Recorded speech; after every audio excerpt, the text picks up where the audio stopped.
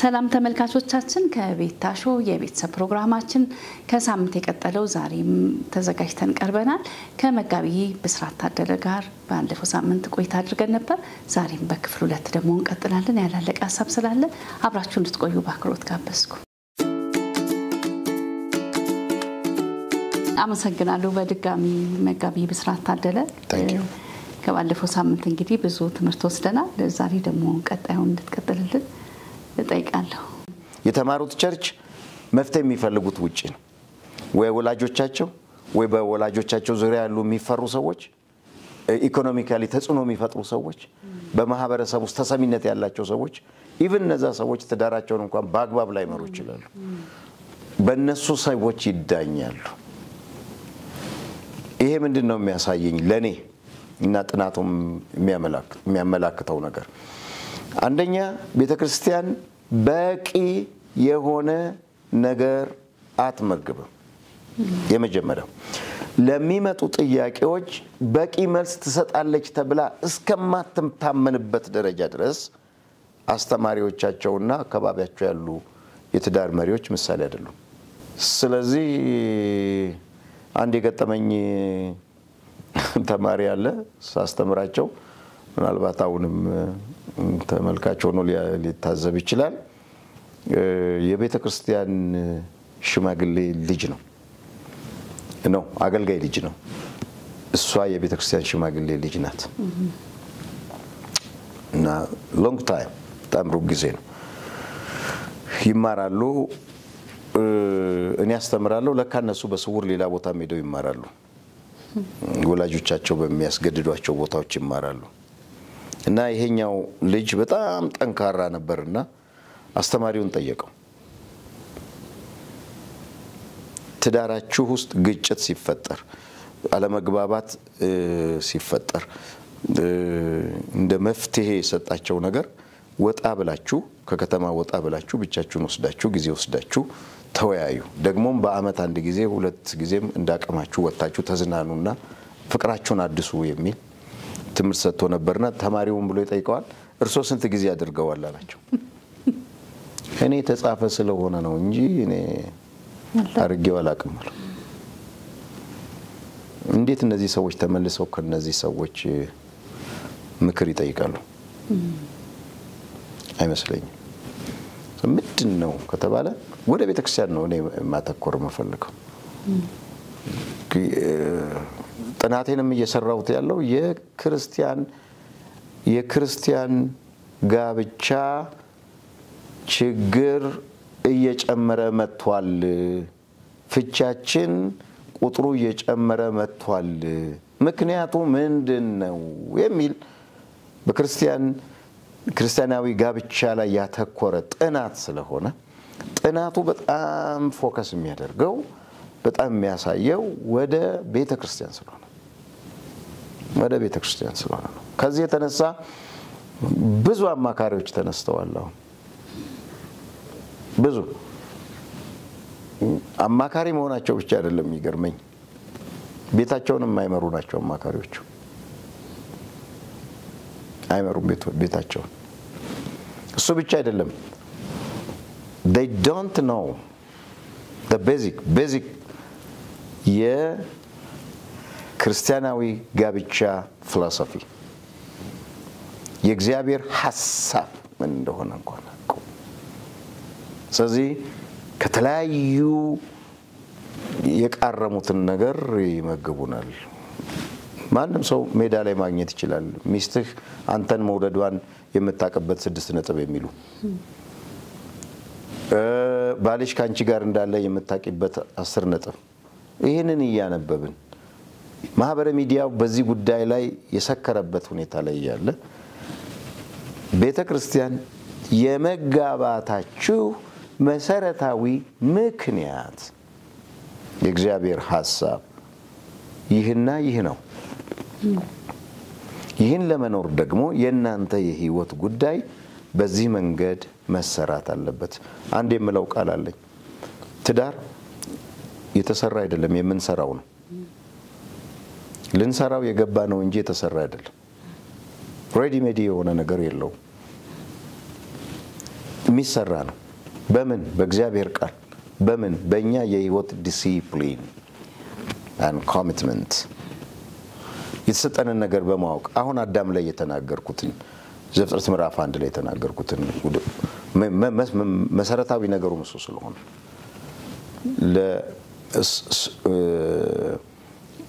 ለማግባት ወንድ ለማግባት ሴት መሆን በቂ ነው። ራይት በቂ ነው ሴት መሆን።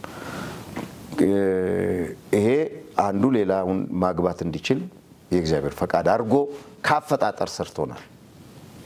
ካፈጣጠር ሁለተኛውና ዋነኛው ነገር እኔ ለማግባት እነዚህ 4 ነገሮች በዙሪያ ያሉ ወይ ማለት ያስፈልጋል። ማስተማር ይችላል። አስተማሪ የሚባለው ነገር እኮ በመድረክ እንደኔ በዚህም አጋጣሚ ተረረረ ማለት አይደለም። የህይወት አስተማሪነት ማስተማር ይችላል። ምሳሌ መሆን ማለት ነው። አስተማሪ ማለት ምሳሌ ማለት ነው። ይችላል። ፕሮቫይድ ማድረግ ይችላል። ከዛ ፕሮቴክት ማድረግ ይችላል። ሲምፕሊ ደጅ ቢንኳኳን የተነስቼ እወጣለሁ ነው ወተሽዩ ነው ምንለው። የሚመጣውን ለቤተሰቤን ለመከላከል ለመመገብ ለማስተማርና ለመምራት የበቃ ሰው አድርገነዋል ወይ ሰውየው ነው? ወንድ ስለሆነ ነው የምናጋባው? ስለወደደ ነው የምናጋባው? መንገዱ መከራ ውድቀቱ መነሳቱ ያስተምራችኋል ብለን ነው የምናጋባው? ወይስ በትምህርት ውስጥ ትዳር ውስጥ ግጭት አለ? ግጭት ያለ ነው ትዳር። ግጭት የሌለበት ትዳር የለም። እና እሱ እግርና እግር ይጋጫል፣ ምላስም ይነከሳል። እሱም ከሆነ የእግዚአብሔር ሐሳብ ቢብሊካል ግራውንድ ሰጥቶ ማስተማር። እኔ እግሬ ተጋጭቷል ግን ሽምግልና ይጃላቅም፣ ምላሴን ነክሻለሁ፣ ሽምግልና የመጣም የአካል ብልት አላቅም። መጋጨት እንደዚህ አይነት ነገር ከሆነ በጣም ሲምፕል ነው። ሰዎች ሽምግልና የማይፈልጉ። የኛ ግን እኮ ከዚህ የባሰ ነው። አላማ ያለው፣ ምክንያት ያለው፣ ማስረጃ ያለው፣ ዕውቀት ያለው፣ የሐሳብ ልዩነት ያለው ግጭት እየተጋጩ አለ እንዴት ይባላል? አንድ አላማ ውስጥ ግራና ቀኝ ሆነው አለ እንዴት ይባላል? እንዴት ምሳሌ ሊሆን የማይችል ቤቱን ለመምራት ለማስተዳደር ምሳሌ መሆን፣ መቅደም፣ ማሸነፍ፣ መቆጣጠር፣ መውደቅ፣ መነሳት፣ መሳት፣ መመለስ ኖርማል። ግን እየተነሳ የሚማር ልብ የሚመራ ልብ ሳይኖር እንዴት ሊሆን ይችላል? እና the problem is church. I'm sorry to say this. በቃ እኛ ጋር ነው ለማለት ነው። ቸርች ስል ሳምዌር ማለት አይደለም፣ እኛንም ጨምሮ እኛ ጋር ችግር አለ። ስለዚህ ይፋታሉ፣ ይጨቃጨቃሉ፣ ይለያያሉ፣ ይመለሳሉ፣ ይወጣሉ፣ ይገባሉ። እና ለማግባት የሚያስፈልገው ነገር የሚገባን የእግዚአብሔር ሐሳብ ያስፈልጋል ማለት ነው። ስሜቱ፣ እድሜው፣ ሁኔታው እንዳለ ሆኖ ግን ምንድነው የማገባበት ምክንያቱ? የኔ ሳስተምር ጋብቻ ላይ በጣም የሚገርመው አንዲት የገጠመኝ ልናገር ይቅርታና ያስተማርኩኝ ለምን ትጋባላችሁ ብዬ ጠየቅኳቸው። ለምን ትጋቡት? አንድ ለምንድን ነው በቤተክርስቲያንስ መጋባት የፈለጋችሁት?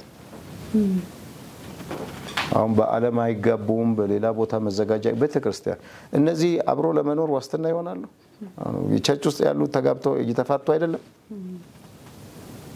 በብዙ ቄስ፣ በብዙ ፓስተር፣ በብዙ ሽማግሌ፣ በብዙ ሐዋርያ፣ በብዙ ጸሎት፣ በብዙ ነገር ተጋብተው እየተፋቱ አይደለም? እሱ ዋስትና ይሰጡ። እና እዛ ጥያቄ ውስጥ እያስተማርኩኝ በጣም የደነገጥኩት እንዲህ መሆኑን ባቅ ኖሮ አላገባም ነበር አለች። አልወስንም አሁን ለማግባት ነበር አለች። ምንድነው የሚያሳየን? ይሄ ከባድ ነው። እና ቸርች ጋር ነው ለማለት ነው። ቸርች ጋር ነው ማስተማር ያለብን፣ ቸርች ጋር ነው። ጤናማ ቤተሰብ፣ ጤናማ ማህበረሰብ ቸርች ጋር ነው። ሁሉም ያውቁታል። ቤተክርስቲያን ውስጥ ያሉ ሁሉም ያውቁታል። አገልጋዮች ሁሉም ያውቁታል። ካልተወሻሸን ሁሉም ያውቁታል። ሚስቱ ከባሏ ጋር ባሏ ከሚስቱ ጋር ቸርች የማይሄዱበት ማህበረሰብ አይደለም። አብረው የማይመጡበት አብረው የማይወጡበት አይደለም። እሷ አንደኛው ቸርች የሚሄዱበት አይደለም። አብረው የማይጸልዩበት አይደለም። የብዙዎቻችን አገልጋዮች ህይወት እንደዚህ አይደለም። ታዛ ምንድነው የምንገነባው? ማንን ነው የምንገነባው? ምንድነው ብለን የምናስተምረው? ስለዚህ ቤተክርስቲያን የቆሰለች የደከመች የተወጋች ያነከሰች ስለሆነች ደፍራ ጠንከር ብላ ቀጥ ብላ አትናገርም። እና ብዙ እንደው ለሚዲያ የማይሆኑ ብዙ ነገሮች አሉ። ወደ ቤተክርስቲያን መመለሱ ይጠቅማል ነው ማለት። እንግዲህ መጋቢ ስለ አገልጋይ ቤተክርስቲያኑ ስላለ አገልጋይ ስለ ህይወቱ ስለ ትዳር ህይወቱ ትንሽ ጠቃቅሰሃል። ወደ አንተ መለሳለሁ። እንግዲህ አንተም አገልጋይ እንደመሆነ መጠን ብዙ ቢዚ ትሆናለህ። በአገልግሎት ኃላፊነት አለበት። በቸርች ውስጥ ሌላም ቦታ ሄደህ ታገለግላለህ። ካለ ተሞክሮ ለሚሰና ልጆች ያለ ጊዜ የምትሰጣቸው በቂ ጊዜ እንዳልከው ደግሞ አሁን የባል ኃላፊነት የአባት ኃላፊነት የሚለውን እንዴት ነው? እስኪ አንተን ተሞክሮ አጋራን። እሺ አመሰግናለሁ። አንድ ሰው አንድ ወንድ በጾታ ወንድ ለሚስት ባል ለቤተክርስቲያን አገልጋይ ለልጆቹ አባት እነዚህን ሶስት ነገሮች ማከናወን አለበት። አገልጋይ ባልና አባት መሆን ያስፈልጋል። እነዚህ ነገሮች መገለጫቸው አሁንም ቀደም እንዳልኩት መሰረታዊ የሆኑ ነገሮች አሉት። በአዳም ህይወት ከጠቀስኩት ወደ ኋላ ከዘፍጥረት ከጠቀስኩት ሐሳብ ባለፈ አንድ ቀደም ያነሳሁት አራት ነገር አለ። ፈጥኝን ነገር ወንድና ሴት መሆን እውነተኛ ፍቅር ያስፈልጋል። እውነተኛ ፍቅር ማለት የሌላውን ፍላጎት እንደራስ አድርጎ በመቁጠር ለመኖር መፍቀድ ማለት ነው። አበባ አይደለም፣ ሃኒ አይደለም፣ ስጦታ አይደለም፣ ሌላ ነገሮች አይደሉም። የሌላውን ፍላጎት እንደራስ አድርጎ በመቁጠር ለመኖር መፍቀድ፣ ይሄ ነው መብቃት ምለው። እኔም ፈልጋለሁ አንቺም ትፈልጊያለሽ፣ ግን የሌላውን ፍላጎት እንደራስ አድርጎ የማክበር በቅቷል ማለት ነው። ለሌላው የመኖር ለሌላው የማካፈል ለሌላው ደስታ ራስን መስዋዕት የማድረግ ፍላጎት ማለት ነው እውነተኛ ፍቅር እንጂ በወርቅ በአበባ በስጦታ የሚገለጹ አይደሉም። እነዚህ ነገሮች አሉ። እነዚህ ጥሩ ናቸው፣ ግን ዋነኛ ነገር አይደለም፣ ወይም ዋነኛውን ነገር አይተኩትም። እውነተኛ ፍቅር የእግዚአብሔር ፈቃድ ማለት እግዚአብሔር በትዳር እንድንኖር የፈለገበትን ሐሳብ ማወቅ፣ ቤታችን ውስጥ እንዴት ትዳር እንደምንኖር መማር እኮ አለብን እንጂ ትዳር ልጅ መውለድ፣ ትዳር አብሮ መተኛት፣ ትዳር በማህበረሰቡ መካከል ድግስ ወይም ፕሮግራም ወይም አብሮ ወጥተው መግባት አይደለም፣ ወይም ሌሎች ነገሮች አይደሉም። እንዴት ልንኖር እንደሚገባን ማወቅ ነው። ሌላው በጋራ የሚሰራ አይደለም፣ የሚሰራ ነው። የኔ ድርሻ አለ፣ የሷ ድርሻ አለ፣ የልጆች ድርሻ አለ። ስለዚህ የኔን ድርሻ ነው ወስጄ በዋናነት መሳተፍ ያለብኝ። በአይኔ እቃኛለሁ፣ እመለከታለሁ፣ የጎደለ ነገር እሞላለሁ። የጎደለው ነገር ሽሮና በርበሬ ላይሆን ይችላል። የጎደለው ነገር ብዙ ነው ሰው እነዛን ብዙ ነገሮች ማጤን ነው፣ መመለስ ነው፣ ማሟላት ነው፣ መስጠት ነው። ጊዜ ሊሆን ይችላል፣ መገኘት ሊሆን ይችላል፣ መጫወት ሊሆን ይችላል። እንደዚህ አይነት ነገሮችን ጊዜ አይቶ መስጠት ነው።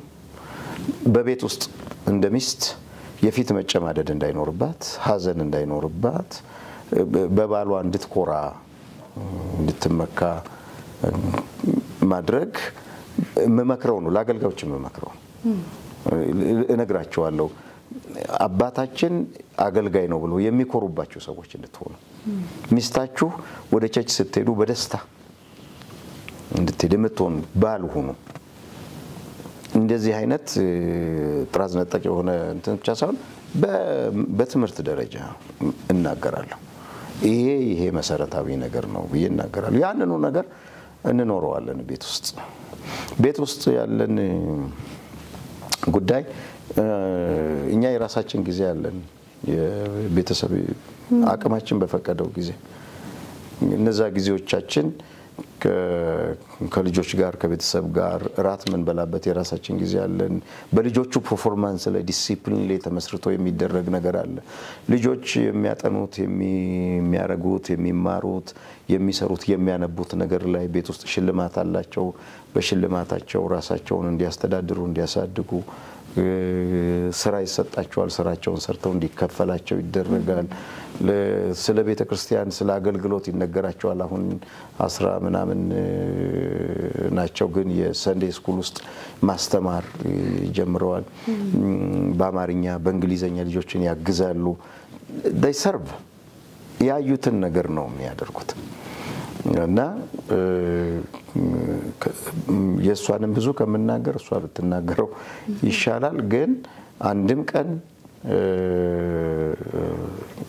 ከቤተክርስቲያን አብረን እንሄዳለን። እሷም ታገለግላለች፣ እኔም አገለግላለሁ። እሷ ሰንደይ ታገለግላለች። እንገማገማለን፣ እናየዋለን፣ ቸርቻችንን እናየዋለን። የሚያስፈልገንን መስዋዕትነት ዋጋ አብረን ከፍላለን። we enjoy በጣም enjoy የምናደርገው ነገር ነው። ሲምፕሊ እኔ ቤቴ ንጉስ ነኝ። ኢንጆይ የማደርገው ነገር ነው። አሁንም ማውራሽ ማደርገው ምኖረው በጉባኤ የሚያየኝ በመድረክ የሚያየኝ በቴሌቪዥን የሚያየኝ የኔን ነገር የሚያመሰግን ሁሉ ግልጽ በሆነ መንገድ እሷን ያመሰግናል። ማንም ሁለት ቀን ያመጣሁት ቤቴ ያመጣሁት ሰው የብርታቴም የውቀቴም የጥንካሬም ምክንያት እሷ እንደሆነች ይታያል። ስለዚህ እኔም በጣም በኩራት እናገራለሁ። በኩራት ብቻ ሳይሆን በሚያስገርም ሁኔታ እናገራለሁ። ለወሬ ብቻ ሳይሆን ደግሞ ፋክት ስለሆነ በጣም በህይወቴ ልኖርለት የምፈልገውና ተሳክቶለት ላይ የምፈልገው ነገር በህይወቴ ነው ነግርሽ የሷ ጉዳይ ብቻ ነው። በጣም ፕራውድ ይሰማኛል።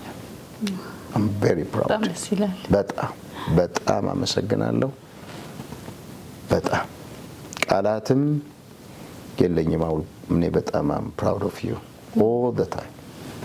ይሄ ነው እና አላቸው የሷ ድርሻ ብዙ ጊዜ ትይዛለች። እኔ አገልግሎት ይበዛብኛል። ልጆቹን የምትይዘው እሷ ናት፣ የምታስጠናው እሷ ናት። እሷም እኔ በተማርኩበት ትምህርት ቤት ተምራ ማስተርሷን በዋንጫ ጨረሰች ናት ነው ከኔ በተሻለ ጨረሰች ናት። ስለዚህ ልጆቹን ሃንድል ማድረግ ማጽናት መያዝ ትችላለች። እኔም የማገለግለው አገልግሎት ላይ አቅምም የሆነችኝ እሷ ናትና አገልጋዮች የመጀመሪያ በህይወታቸው ቤታቸው በቃ መጽሐፉም ያለው እንደዛው ነው። ቤቱን ሊያስተዳድር የማይችል ሰው ያልቻለ ሰው ጉባኤ መጥቶ አንበሳ ቢሆን እና ቤቱ አንካሳ ቢሆን አይጠቅም። እሳት ቢያወርድ ቤቱ እስከቀዘቀዘ ድረስ ፋይዳ የለው። በእግዚአብሔርም ዘንድ ምንም ፋይዳ የለው። አገልግሎቴ ቤቴ ነው። አቅሜ ቤቴ ነው። ቤቴ ውስጥ ያለው ደስታዬ ነው አደባባይ ላይ የሚወጣው አቅሜ። ስለዚህ አገልግሎት አለኝ። በጣም ቢዚ ነው። ወደዚህ ቢዚ ነኝ ምናምን እኔ ከልቤ እመክራለሁ። በጣም ከልቤ እመክራለሁ። ቤታቸውን ያገልግሉ። እንደዛም እንዲያገለግሉ ነው መመክራቸው። ሩጫም የሚገኝ ነገር የለም። ስምም ክብርም አይጠቅም። መጀመሪያ ገነታቸው ማረፊያቸው ልጆቻቸው በእነሱ ደስ ይበላቸው። ጉድለታቸውን እንኳን አብረው እንጆይ ያርጉት እንኳን ማግኘታቸው። ስለዚህ ቤተሰብ ከቤተክርስቲያንም ከህግም በላይ ነው። ከመንግስት በፊት ቤተሰብ ነበር፣ ከቤተክርስቲያን በፊት ቤተሰብ ነበር። ቤተሰብን ሪስፔክት የማያደርግ ነገር በቀበሌም በመንደርም በሰፈርም በእድርም ባይመረጥ ደስ ይለኛል። በምንም ነገር ባይመረጥ ደስ ይለኛል። ቤተሰቡን የናቀሰው በምንም ያንን ማኔጅ ማድረግ ምሳሌ መሆን ማስተማር ማብቃት መስራት እንደ እግዚአብሔር ቃል መስራት እንደ ፍላጎት መስራት አይደለም እንደ እግዚአብሔር ቃል መስራት የአገልጋዮች ሪስፖንሲቢሊቲ ነው ስለዚህ እሱ አዛ እሱ እዚህ እሱ ሌላ ቦታ እሱ ሌላ ቦታ እየሄደ እሱ አገልግሎት እየበዛበት ብዙ ስለማማክር በአገልግሎት ብቻ የተፋቱ ሰዎችን ስለማቀ የተፋቱ ብቻ አይደለም በአገልግሎት እየሄዱ ሌላ ማሳፋሪ ነገር ተወጠረ ነገር ስለማቀ አይሆንም ቤታችን መንግስታችን ነው ቤታችን ቤተ መንግስታችን ነው ቤታችን ገነታችን ነው ቤታችን ህልማችንን መቃኛችን ነው ሰላማችን ነው ረፍታችን ነው እንዴት ሰው ማደሪያውን ማረፊያውን መዋያውን ይበጠብጣል ከቤቴ በላይ የሚያቆራኝ የሚያስደስተኝ ቦታ የለም የአገልጋዮች የሚያቃሉ እኔ ቤቴ ነው ይዤ የሚሄደው ብዙ ራሴን ላሳይበት የምችልበትን ቦታ አልፈልግም አያምረኝም አላደርገውም ያቃሉ በጣም በደስታ የምናገረው ከሀገር ወጥቼ እኔ በ4 ቀን በ3 ቀን ተመልሻለሁ ጉዳይን ጨርሻለሁ ጨርሼ ወደ ኤርፖርት ሄጃለሁ ባለቤቴ ደርሼ ስመለስ ሪሊ ደርሰነ የመጣው ወይስ ስትገባ ኤርፖርት አየነ እንዴት መጣ ብለውኛል በተኙበት መጥቻለሁ ለኔ ቤቴ ነው ለአገልግሎት ሄጄ ወጥቼ አድሬ ተመልሼ ቤት ገብቼ ተኛለሁ ቀን ቤቴን ጠረኑን ፈልገዋለሁ መኝታዬን ፈልገዋለሁ ሰላሜን ፈልገዋለሁ ደስታዬን ፈልገዋለሁ ይሄንን ማድረግ ይጠበቃል መመክረው ይሄ ነው በጣም የሚገርም ተሞክሮ ነው ያለ በጣም ለብዙዎች መማሪያ ሊሆን የሚችል እስቲ እንግዲህ አሁን ላይ ያለው የጋብቻ ተግዳሮት ብዙ ነው አይደል yes ጊዜን እየጠበቀ የሚመጣ ተግዳሮት አለ እንዲሁ ደግሞ እየመጣ ያለ ከድሮም እየመጣ በቋሚነት የሚመጣ ተግዳሮት አለ ምንድነው ትላል ችግሩ ምንድነው ተግዳሮቱ ምንድነው እንዴትስ ይፈታ ትላል የቤተሰብ የትዳር ተግዳሮቶች ምንድናቸው ጥናት ላይ 1 2 3 መሰረታዊ ጥያቄዎችን አንስቼ ነበር በኢኮኖሚ ምክንያት ትዳር ይፈርሳል የሚል ጥያቄ ነበር አው ተግዳሮት በቂ ቤታቸውን ሊያስተዳድሩ የሚችሉበት ኢንካም በማጣታቸው ብቻ ይፈርሳል እሺ በቂ አግኝተው ሲፈርስ የለም ቤታቸውን ገንዘባቸውን ማስተዳደር አቅተው ሌላ ቤት የገዙበት ሰዎች የሉ ኢኮኖሚ አንድ ነገር ነው ቤተሰብ አንድ ነገር ነው ቀደም በቤተክርስቲያን እናጋባቸዋለን እንጂ በቤተክርስቲያን አንዳኛቸው ይጋባሉ እንጂ ተመልሰው ጋብቻቸውን በተመለከተ የሚሰሙበትም እድልም የለም የቤተሰብ ጣልቃ ገብነት ኢኮኖሚ ግሎባላይዜሽን የሚታየው ዓለማችን ላይ የሚታየው ጾታዊ ኃላፊነትን በአግባብ አለመወጣት አሁን ይቻላል አይቻልም የሚባል ደረጃ ላይ ተደርሷል ድሮም ነበረ አሁንም አለ ዘመናዊነት የቀደሙ አባቶቻችን የሀብታቸው አቅም የዝናቸው ክብር ሲጨምር እኮ ሌላ ማግባት ራሱ ስልጣኔ ነበር አሁንም እንደዛው ዘመነ እንጂ ምንም ስለዚህ ኢኮኖሚ የእግዚአብሔርን ሐሳብ አለማወቅ የጾታዊ ኃላፊነት አለመወጣት ባህል አሁን ደግሞ እየገጠመን ያለው ቻሌንጅ ባህል ያደጉበት ማህበረሰብ ባህል አሁን ደግሞ በጣም ቤተክርስቲያን እየተፈተነችበት ያለው ደግሞ ፖለቲካ ከነገድ ከቋንቋ ከዘር የተዋጀው ማህበረሰብ ማግባት ያለበትንም እየተመከረው አማራ ኦሮሞ ትግሬ ደቡብ ወላይታ ከምባታ ሀዲያ አፋር ቤኒሻንጉል ከማን ቢጋባ ሰላማዊ ኑሮ እንደሚኖር እየተጠና ነው ስለዚህ እነዚህ ዋነኛ በቤተክርስቲያን ዙሪያ ያሉ ተግዳሮቶች ናቸው። እኔ የሚሄደው የራሴ ብሔር ያለበት ቸርች ነው። ምክንያቱም ቤተክርስቲያንም በብሔር ስለተከፈለች የሚወዷቸው ሰዎች ቋንቋቸውን የሚሰሙላቸው የሚያምኑላቸው ይሄ በቋንቋ ማድረግ ማምለክ መዘመር መጸለይ ማስተማር ተገቢ ነገር ነው። ነገር ግን በቋንቋ በአደግንበት ቋንቋ ላይ የተመሰረተ እምነት ግን የለም። እንደዛ ምናምነው ነገር የለም። ቋንቋችን ያደግንበት ማህበረሰብ አስተሳሰብ እምነት አኗኗር ባህል መገለጫ ነው እንጂ ቋንቋ በራሱ ማንነት አይደለም። ስለዚህ እነዚህ ነገሮች የወቅቱ የቤተክርስቲያን ተግዳሮቶች ናቸው። እነዚህ ነገሮች ይገጥሙኛል፣ ይመጣሉ፣ ይጠይቃሉ፣ ይፈጠራሉ። ግን አሁንም መልሼ የምልሽ ነገር ስለ ጋብቻ ያለን ግንዛቤ በጥልቀት ብንረዳ ኖሮ እነዚህ ቀላል እንቅፋቶች ነበሩ። እንደዛ ያልሆኑበት ዋነኛው ምክንያት በጣም ስለምና ቤቱን ከመስራት ይልቅ ለማፍረስ ቅርብ ስለሆነ ነው። ከይቅርታ ይልቅ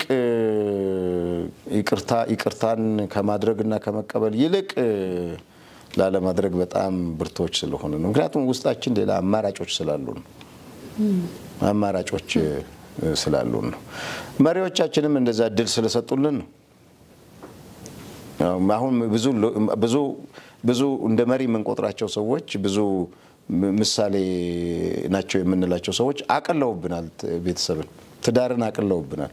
ካልተስማማህ ምን ችግር አለው ወደሚል ጽንፍ ዕውቀት መረዳት አስተሳሰብ የመጣች ናት ቤተክርስቲያን። ምን ችግር አለው ምናምን እስካልተግባባ ድረስ ወደሚሉ መግባባት አልቻለም።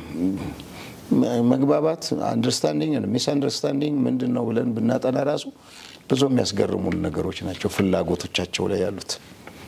እና እስቃለሁ አንዳንድ ጊዜ እስቃለሁ። እሷ የላትም እሱ የለውም የሚባባሉት ነገር በጣም እስቃለሁ፣ ያስቃል። በእውነት እንደዚህ አይነት ክርስቲያንስ እውነት ዳግም መወለድስ መንፈሳዊነትስ አለ ብለን እስክንጠይቅ ድረስ በመሪዎች ላይ ይታያል፣ አገልጋዮች ላይ።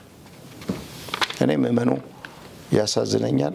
ከዛ ውጪ በተለያየ ዘርፍ ሆኖ ክርስቲያን ሆኖ ትዳሩን የሚመራ ሰው ያሳዝነኛል። መሪዎቻቸው ያቀለሉትን ለምን አታዩም ለምን አታውም ብሎ የሚያማክሩ ሰዎች ያሉበት ነገር ላይ ምን ይጠበቃል? በየመድረኮቻችን በየሚዲያዎቻችን አይደለም እንዴ የትዳር መጽሐፍ ቅዱሳዊ ልክና መለኪያ የሌለውን ትንታኔ የሚሰጡት? ኤክስተርናል በሆነ ነገር የሚያወሩት እሱ ስለሚበላው እሷ ስለምትለብሰው የሚመክሩን ሰዎች አሉ አይደል? ራቁታችንን ተፈጥረን ታለ ኢኮኖሚ ላይ ቤዝድ ያደረገ ኮስሞቲክስ ላይ ቤዝድ ያደረገ ምክር የሚሰጡ ሰዎች አሉ አይደል? የሚበላው ላይ የሚጠጣው ላይ ምክር የሚሰጡ ሰዎች አሉ። ምግብ ስለማይበላ ነው የናቀው፣ ምግብሽ ስለማይጣፍጥ ነው ቤቱን ያፈረሰው። ቤትና ምግብ ምን ያገናኘዋል? አንቺ የምትለብሺው ጨርቅ ቡቱቱና ያማረ ልብስ ትዳርን የሚያህል ትልቅ ኢንስቲትዩሽን ላይ ምን ያገናኘዋል?